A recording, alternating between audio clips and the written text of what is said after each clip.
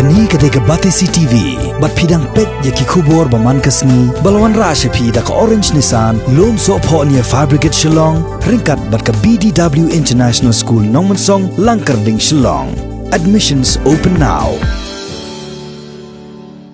O Menteri Jongkatnat Social Welfare Uma Kermen Shalla ula ong bakaladei ka por yo Menteri Rangba ka Jela Meghalaya u Conrad Kongkal Sangma ba un yakren penbek no mardor yo put usam jong ka Jela Meghalaya Assam bat u Menteri Rangba ka Jela Assam u Sarbananda Sonowal ha ka jing yakren bat kilat pathai kubor Uma Kermen Shalla ula ong ba ya ka jing ya penbek put on salak ban weng tang da ka jing yakren ha pedeng ki arngut ki Menteri Rangba ula ong ru ba ka por kaladei yakini ki arteli ki Jela banya penbaik no yo put usam na marlada dang yai pen slam ya gani ke jingya kren ki jerwit jerwat kin sanang mi shushu hagis nem ki banwan haga joko por ula ong bagi pai ba ki basong basa hagis nong kaput jong Jela Meghalaya bat Assam ki deiban pen pau ya ka sur ke basai khnang bahkan pensok ru ya ke sarkar ban le ai halor gani ke jing ke bagi ya kendo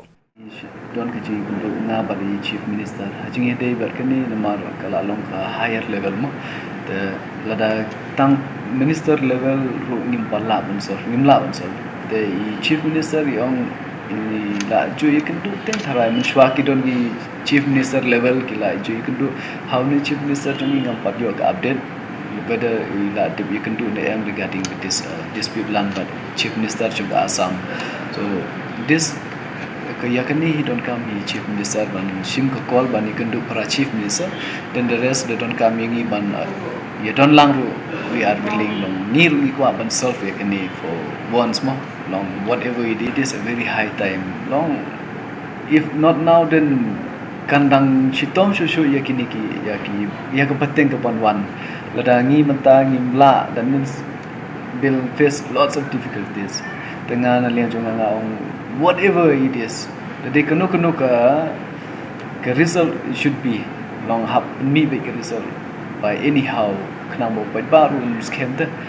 lada ka dei jong ka Assam ru with proof so ngim la le lada ka dei jong ni with proof then it'll be us ndei ban ong ba let it be tana ka da ba yakni Assam bat Meghalaya suffer ki pai ba so this is ka ba long mo ngir sing tanap ki pai ba ki shitom tana ka da ngim la ban self yakini ka chingduna so we have to find a solution for this. Ngam not bandong whether is a Assam ne Meghalaya ya kata ke dispute land at least